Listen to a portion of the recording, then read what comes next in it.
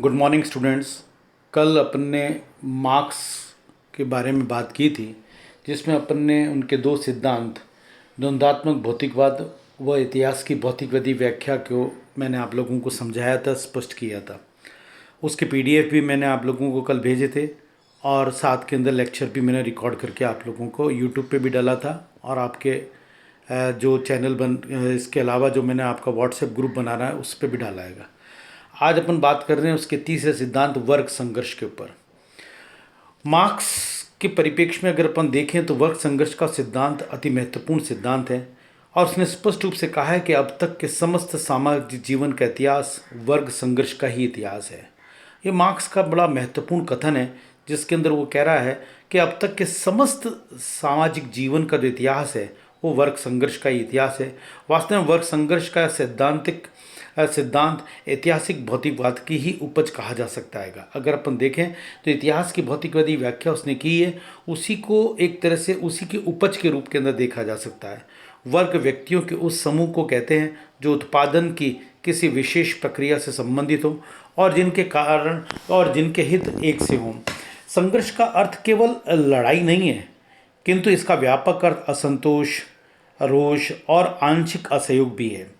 अगर कल को हम खाली संघर्ष का मतलब लड़ाई समझ लें, ऐसी बात नहीं है। इसके अंतर्गत एक तरह का असंतोष भी है, रोष भी है, आंशिक असहयोग भी है, इस तरह की स्थिति है, यानी कि एटीज़ नहीं होना अपने आप के अंदर है। समाज में तमाम परिवर्तन वर्ग संघर्ष के आधार पर ही होते हैं, ऐसा मार्क्स का मानना है, और इसमें समाज का विकास होता है। आज के पूंजीवादी युग में आजीविका कमाने के साधनों के आधार पर समाज के दो वर्गों का विभाजन देखा जा सकता है। एक है पूंजीपति वर्ग या बुजुर्गा वर्ग और दूसरा श्रमजीवी या सरवारा वर्ग, ऐसा मार्क्स का मानना है। मतलब जितने भी अगर हमने इतिहास की भौतिकवादी व्याख्या के अंतर्गत देखा और उसके अंदर हमने पाया कि पूंजीवादी वर्ग और सरवारा वर्ग का एक प्रकार का संघर्ष लगातार तरीके से चल रहा है और इस संघर्ष के परिणाम स्वरूप ही जो स्थिति सामने आएगी वो साम्यवाद के रूप के अंदर देखी जा सकती है।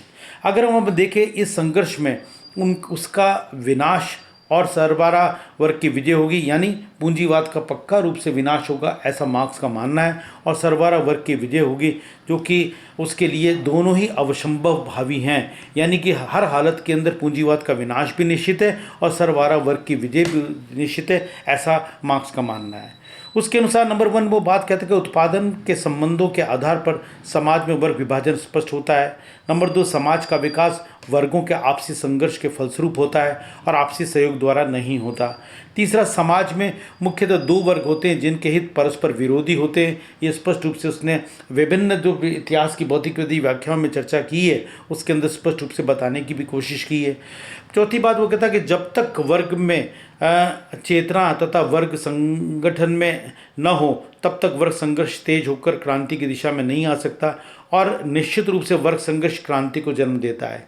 मार्क्स अपने इस थ्योरी के अंतर्गत ये स्पष्ट रूप से कहना चाहता है कि पूंजीवादी वर्ग और सरवारा वर्ग के अंदर एक प्रकार का संघर्ष निश्चित रूप से होगा, क्योंकि जिनके पास उत्पादन के साधन हैं और उत्पादन के साधनों का आधिपत्य है, और जो श्रमजीवी है जो एक तरह से श्रम कर रहा है जिसके पास कुछ भी नहीं है, वे आपस के अंदर एक ऐसी स्थिति के अंदर निश्चित रूप से पहुंचेंगे कि जहां पर संघर्ष अवश्यंभावी है, और इस संघर्ष का परिणाम ही क्रांति का जन्म देगा। और जब क्रांति होगी तो निश्चित रूप से मान के चलेगा पूंजीवादी या बुजुर्गा वर्ग की हार होगी और सरवारा वर्ग की विजय होगी, ऐसा उनका मानना है। ये उनका वर्ग संघर्ष का सिद्धांत कहा जा सकता है।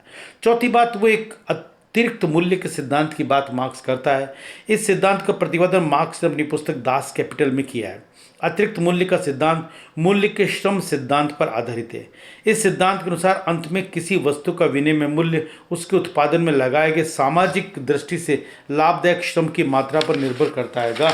ये स्पष्ट रूप से उसने बताने की कोशिश की है। मार्क्स ने अपने अतिरिक्त मूल्य के सिद्धांत का प्रतिपादन करते हुए प्रत्येक वस्तु को दो तरीके का बताया। पहला मूल्य बताए हैं, पहला उपयोगिता का मूल्य और दूसरा विनिमय मूल्य। जितना मूल्य श्रमिकों के जीवन निर्वाह के लिए आवश्यक है उसके अतिरिक्त जो मूल्य उन्होंने उत्पादित किया वह अतिरिक्त मूल्य है जो पूंजीपति के जेब में चला जाता है। कहने का मतलब ये है कि अगर किसी चीज़ की वैल्यू जो है मार्केट के अंदर 100 रुपये है और पूंजीपति को उसमें से 80 रुपये मिल रहे हैं और 20 रुपये श्रमिक को मिल रहे हैं, तो जो ऊपर का जो 80 रुपया है वो अतिरिक्त मूल्य है, जो कि वास्तव में एक तरह से श्रमिक के श्रम का परिणाम है, जो कि ले कौन जाता है, पूंजीपति ले जाता है। इसी को अतिरिक्त मूल्य के रूप में देखा जा सकता है। मार्क्स के अनुसार पूंजी की परिभाषा के अतिरिक्त मुनाफे को प्राप्त करने के लिए लगाए गए समस्त उत्पादन के निजी साधनों का भोग, इसको पूंजी के रूप में देखा जा सकता है। मजदूरों के विरुद्ध पूंजीपतियों का ये शोषण कुचक्र बहुत समय से चल रहा है और इसका अंत पूंजीवाद के अंत के साथ ही हो सकता है। उनका कहने का मतलब है कि कुल मिला के चाहे कोई फैक्ट्री हो, चाहे और कोई जगह हो जहाँ पर कि एक प्रकार से पूंजीपति पैसा लगा के वो तो आराम से बैठा रहता है और श्रमिक जो है अपना श्रम वहाँ पर लगाता है, और वो जो श्रम से उस चीज़ को बना के जो चीज़ की वैल्यू होती हैगी और वो जितने में बिकती हैगी, यानी कि जो उसकी उपयोगिता आएगा और जितने में वो बिकती है, इन दोनों का अंतर ही अपने आप के अंदर अतिरिक्त मूल्य कहा जा सकता है।